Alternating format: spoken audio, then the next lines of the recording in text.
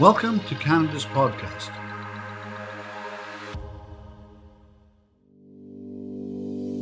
At Silicon Valley Bank, we help innovative technology and life science companies grow. If you're ready to take your next step, discover how Silicon Valley Bank's founder-friendly financial solutions, industry insights, and connections can help you move your bold ideas forward fast.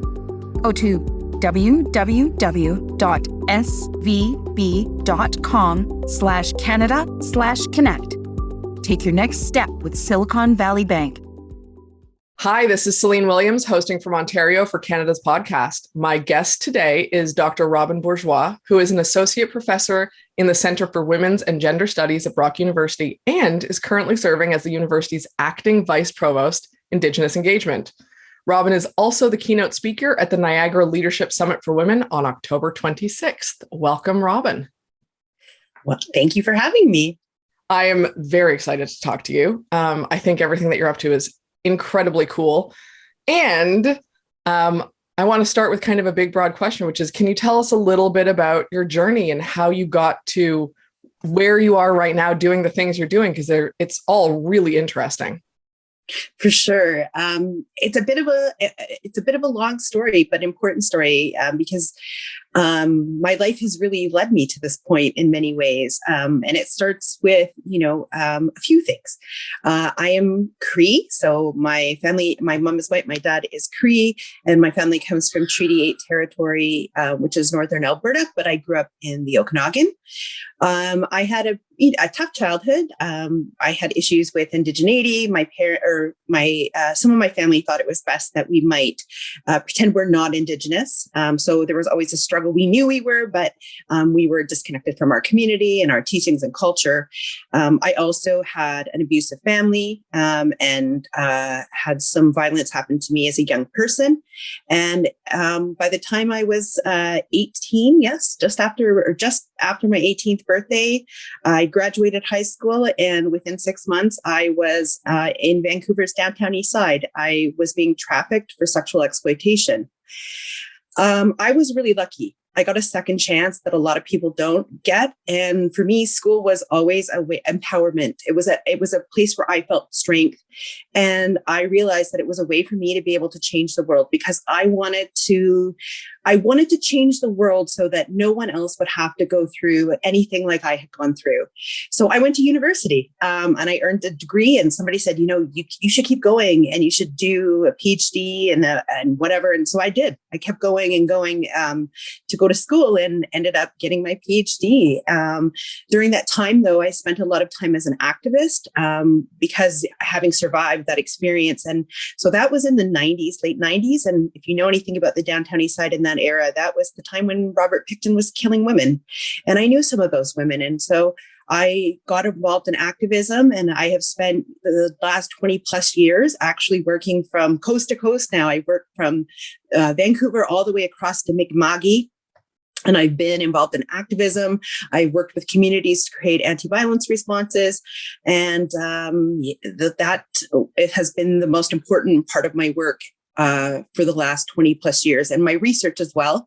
I got called actually as an expert and experiential witness at the National Inquiry into Missing and Murdered Indigenous Women and Girls in 2018. So I testified there.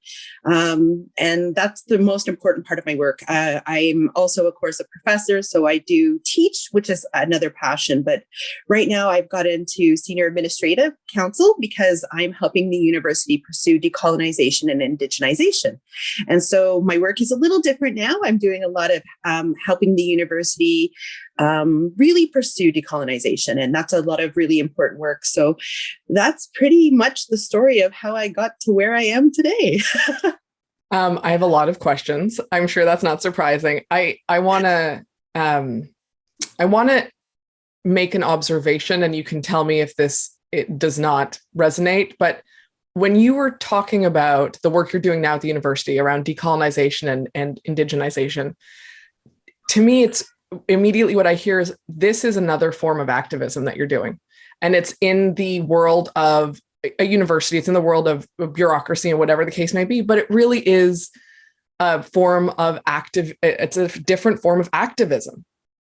Yeah, I agree with you. I absolutely agree. I really think that broadly anyway, I think activism is, we tend to want to think of it as just people in the streets, but I think 100%. it's bigger than that. And people are fighting for change at all different levels. And so I think your observation is absolutely accurate, because that's really the work I'm doing, is really fighting for change within the system. And I won't say fighting, because generally the university's on board. It's part of our strategic plan, but I'm just helping really make those structural changes that will make meaningful change for Indigenous peoples at the university, and non-Indigenous peoples too. I mean, I think the things that we are doing are going to benefit all of us. In fact, I often argue that I think the thing that's going to save us in the world, whether it be from a pandemic or global climate change, is a return to Indigenous ways of knowing and doing. So I think it's beneficial to everyone, but it definitely feels like activism some days. Well, and I appreciate that, because I think what you said is really astute. We often think of activism as being outside the systems, right? It is, yes. And it's fighting, and it's advocating for change in a meaningful way, whether it's inside or outside a system. And I think that there's the opportunity to change the systems that perpetuate the problem. That is very important activism, and we don't always see it that way. And so I just wanted to observe that, because I was like, I think it's really cool that the work you get to do, the fully paid, like the bulk of your work is actually still activism, which is something you're clearly passionate about. Yeah, exactly. It is. I get to live my dream every day in many ways, because I'm getting to see things happen. I think that's what's really incredible about it, is when you actually see the things start to move and you're like, wow. We tend to think of social institutions, whether it's a university or even healthcare or governance, we think of those things as these big, huge permanent structures that can't be moved. And yet we do it all the time, and it's magical. And that keeps me going every day. I think that's fun. I am very impressed with everything that you are doing. And I mean, I literally was like, I love it all. I want to talk about all of it. And we will not get to all of it, but I would like to. Ideally 4 hours later, we would still be talking about these things. I do want to go back to something you said, which was that, you had the opportunity to change your life at a certain point in time. And I think that transition point, transformation point, whatever it was, is a real opportunity for people to understand how stories can change, because we have perceptions of people. I always say that, like, if you know someone in high school, this is always my basic story. Someone in high school, you meet them 20 years later, you still most people still respond to them as that person from high school, even though they will have lived 20 different lives in that last 20 years. Yes. So I think when we can understand what that change looked like for you, it helps us recognize that people were always changing. And so I'm curious, it's a very long lead up to the question, which is, what was how did that opportunity come around? Because it's hard. That's a tough it's a really tough, I don't even know how to emphasize enough. It's a really tough situation that you were in, and you've done clearly, this opportunity was life-changing in an incredible way. Yeah. And in many ways, like, I wasn't in control of that change point. The whole way it went down in the end was that a police officer overheard me screaming and released me, and I took off and ran away. And I just, oh my gosh, to escape and go back and try to fix my life after that. And it was that moment I just knew I could go. And I want to say this. I want this to be really clear for people. It's not like my path was straight. And I've talked about this at the NAGRA Leadership Summit for Women before, is we imagine it's a straight line, but it's not. I came out of that experience, and then I was like, okay, well, first of all, I've been drugged a whole bunch. So I detoxed, and I had to recover from trauma and PTSD and the shame of it all too. There's a lot of shame. In fact, one of the things people don't often know is that I didn't talk about my story for 10 years. I literally kept it quiet, and I was like, I just want to go on with my life. I want to pretend this didn't happen. And yet I was suffering. And in fact, I was really self-destructive. I can look back now and I can realize that I probably should be dead because I started drinking heavily. I took risks with my own life because I didn't have any value in myself. And then that's really where the turning point comes, because I went to do my PhD and I was struggling, and I had moved my focus to missing and murdered Indigenous women and girls. And finally, someone had the courage to ask me what was going on and why this was such a struggle for me and what was going on in my life. And I had the courage to tell them my story. And it changed my entire life for me. In that moment, even more so, changed my entire life, because I realized that I had been holding myself. I've been really punishing myself, and putting it out into the world and speaking my truth changed everything. There was a huge release. I reconnected with my Indigenous ways of knowing and doing, which saved me. I started drumming, changed my life. All of that was really important. And I've always been convinced that whole time. I always knew from the moment that I escaped I still feel that way. I want to change the world. That was it. And I knew that it wasn't easy. I mean, I still stumble. There are days that are good and there are days that are bad, right? That happens. It's the complex nature of trauma. But I keep going forward. That's the end at the end of the day, I'm always trying to move forward, and I'm always trying to be the change for this world. And so it's been an incredible journey. And I just knew that, I've talked about this with other people who've gone through trauma. And I have actually a really great friend who is the daughter of a couple that were murdered. And we've talked about it often, because we wish it hadn't happened. Of course we wish that. And yet, when we look at where we are now and the fierceness of our advocacy and the work we do, it's like, this made me, though, right? In many ways. And that's a really complex thing to actually think about. That, of course we wish it didn't happen. And yet, because it happened, we made certain decisions to fight for change. And I think that's huge. But it really wasn't a straight journey. I really encourage people to understand that I've struggled. Some days I have good days. Some days I take a step forward and then 10 back. It just happens. But it's always about moving forward and really learning to take care of myself and understand that was as important to the journey.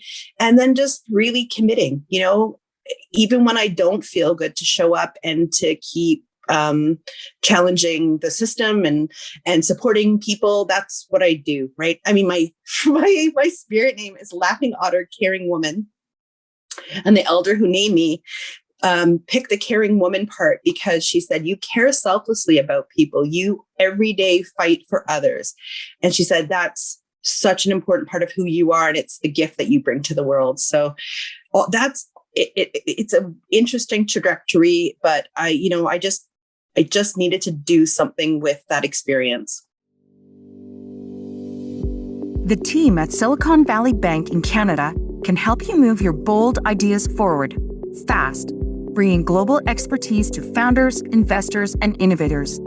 Visit www.svb.com/Canada/connect to find out more.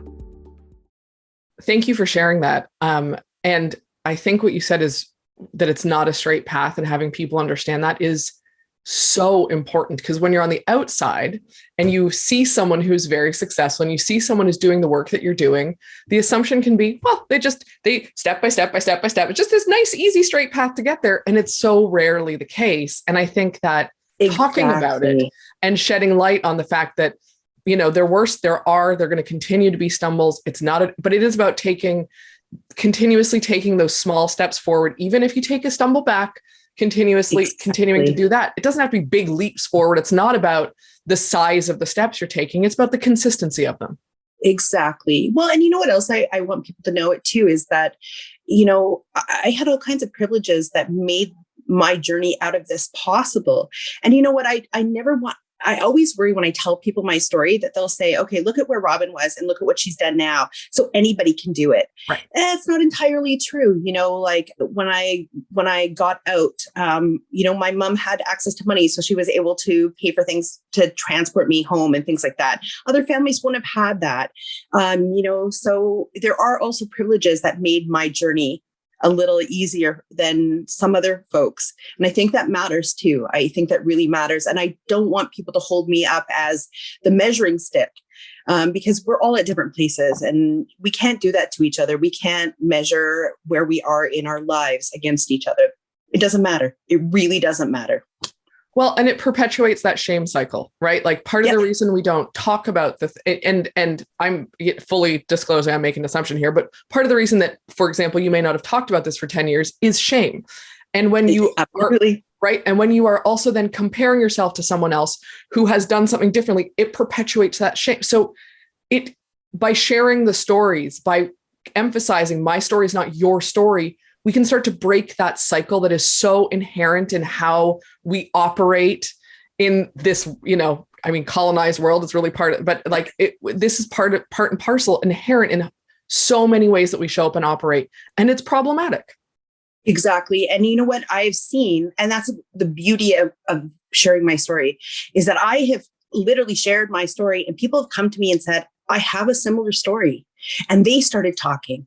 And I've seen so many women who have, particularly women, have come to me and said, I have the same story. And they've started to talk, and the healing that happens out of that, it's exactly like you said, it breaks that cycle of shame, because that's what it was. I believed the hype in my head. I believed what my pimp had said to me. Nobody will believe you. Nobody will ever love you again. Everybody will think you are dirty and you are useless and you are just garbage. And so that's what's going on in my head. And I mean, I will say, at least with sex trafficking, there is still, we make fun of prostitution and sex work all the time. We make jokes. I mean, how many times do you hear jokes about dead hookers, which is so problematic? And so in my head, that's what I'm hearing. And I'm seeing it out in the world. And I'm going, yeah, I'm not telling anybody this story because this is what's going to happen to me. And the funny thing is, though, in all of it's been, oh my gosh, now almost 10 years since I've been talking, actually more. And I've never had that happen. Not once to my face. Ever. I mean, maybe somebody says it behind my back. I don't know. But people have generally been receptive and they've thanked me. And then it's all those people who've come forward and said, I have a similar story. And I think that's powerful. There's something powerful in sharing stories, and that becomes the path to healing. Absolutely. It's easy to forget that most humans, there are always exceptions, but they want to care and help at their core. And when they hear stories like this, again, there's always exceptions, but most people, they want to help, they empathize, they want to know what they can do, how they can support you. And yet we are so wired in today's society, not naturally wired. I don't like natural brain wiring, but we are socialized to think that strong people don't ask for help. Strong people don't talk about their trauma. Strong people, all of this crap that's not real. Yeah. And when you speak about it, you step into, look at all these people who are receptive, and it helps them open up. And maybe they're curious and it opens their eyes to something they weren't aware of, right? Like there's the fact that we live in a country that has as many issues as we do around the missing and murdered Indigenous women. And I want to talk about that activism, but how many people, especially if you grew up in a city like Toronto, don't know about that? How many people were shocked by the revelation of the residential schools this year? They didn't know this was a thing until so I went to school in downtown Toronto, Bloor and Spadina area. So I think it was called the Native Center at the time. I might be wrong, but it's right there. And I remember in 1996, when I was in high school, the end of high school, the kids that came into Toronto from the residential schools that had been shut down, and the flood that happened that summer, and the stories, because they were right there. Yeah. And I know people my age who were in Toronto, had no idea. And I just happened to go to school right there. Yeah. So this is how we open these things up, change the world. People want to care. Most people, again, can't talk for everyone, but most people do want to care, and they do want to do something. Yeah, exactly. And that's what I get all the time. I see that. I even see that with my work on decolonization at Brock. I really, I expected kind of to hit loggerheads quite often and stumbling blocks, but people are really eager. They're really behind this. And what they just want is someone to walk the walk with them and figure out how to implement things. And I think that's really wonderful. And I think I agree with you. I think at the end of the day, most people have empathy and can understand and want to make change. But I still think we have issues. I mean, the fact that people are shocked by residential schools, we've known this. I wrote this in an article. We've known this for generations. We've carried those stories. My grandfather talked about digging graves at his residential school. So we've known this. And I have to kind of have a little bit of sympathy for folks because I know the system is set up so we don't learn these things. I mean, I'm going to guess, given that you said 96, we're about the same age. And I never learned anything in school. I can barely remember touching it, right? At all. Yep. And that's why I say, if I hadn't gone to school where I went to school, I would have had no idea. Right? That's the only reason I knew about it. Yep. Exactly. And the system is designed that way. So I have a little bit of sympathy for people because back in the day, I would have been really angry and been like, how do you not know this? But the system is set up that way. The system makes sure that you don't know because that's how you get complicity. Right. Yeah, absolutely. And the fact that, I mean, I love the work that you're doing to highlight these things and to change the awareness around them and to to shine a spotlight on what has really happened, especially to Indigenous women in this country. Yes, yes. And so I know it's not necessarily, I'm sure it's part of what you're doing at Brock as well. But I'm curious.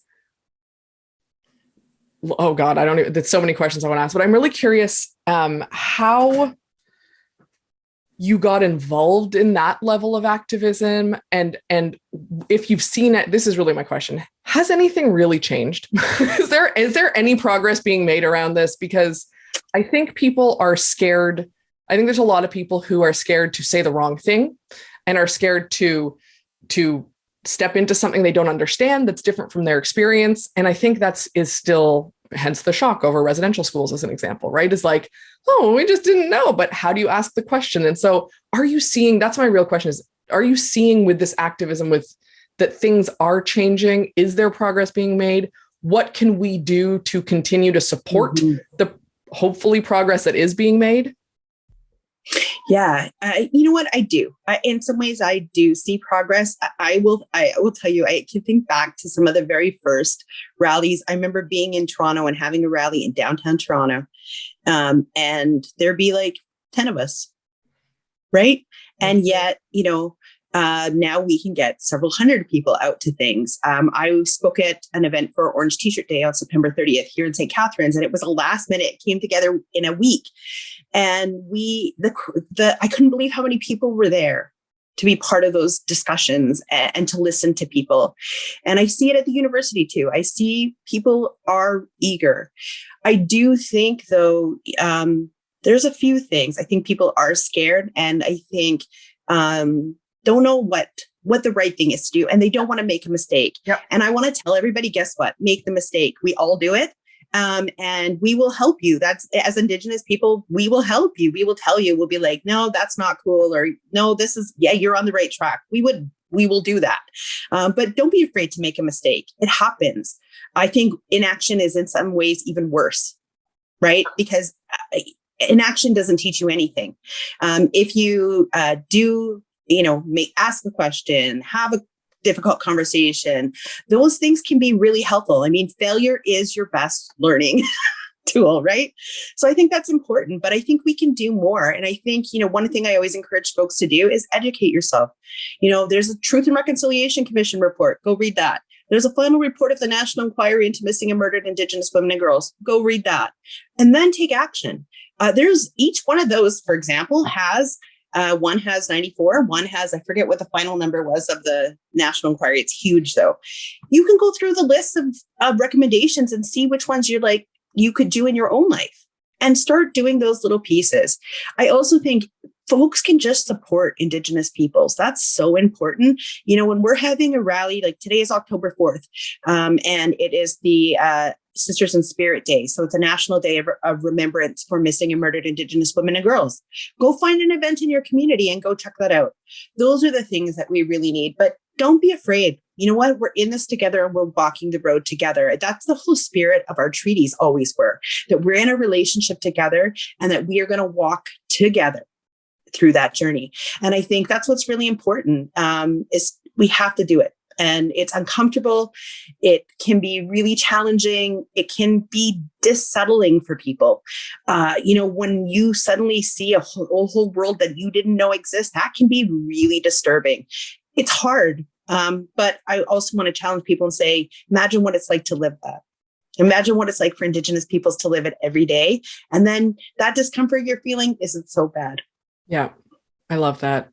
I want to be very mindful of our time together. And so I want to ask the question, which is there anything that we didn't get to today that you want to share with our listeners or viewers, or something you want to emphasize? Because I think we've covered a lot of, again, I could talk to you for 4 hours. I'm not For sure. I think the thing I really want to highlight is I really want to invite people to come out to the Niagara Leadership Summit for Women. It's a really important event here in the community. It's an opportunity to discuss the issues around women's leadership and to celebrate and amplify. It's such a great experience. I'm so honored to have been asked to be the keynote speaker, especially because the topic this year is the courage to lead. And I think that's really important. I think we need to have that conversation, that it's still really hard to be a woman leader in this country, even given all the progress we've made, and that we have to find the courage to lead because a lot of us do it every single day. And I think it's important to recognize that and celebrate it. So I really encourage people to join us. It's a fantastic event, and it's always the highlight of my year here in the Niagara region. I love that. We will definitely have a link to the summit in the show notes for anyone who would like to attend or learn more. Robyn, thank you. You are incredible. And I know I've said it 18 times. I really admire everything that you are up to in the world. I think it's really fantastic. And I appreciate you sharing your time with me today. Thank you so much. We say in Cree, we say kinanas komitin, and it's a thank you, but it also means I'm grateful for you. And thank you for taking the time to share my story with your listeners. Absolutely. It's been a pleasure. And for those listeners, thank you for listening to Canada's podcast. Like, comment, and subscribe to all our channels to get the latest podcasts from entrepreneurs and incredible activists like Robyn across Canada. The Silicon Valley Bank team in Canada can help you take your next step. Find out more about the bank that has nearly 40 years of global experience supporting venture-backed tech and life science companies and their investors. We're in Canada to help leading innovators reach the next stage faster.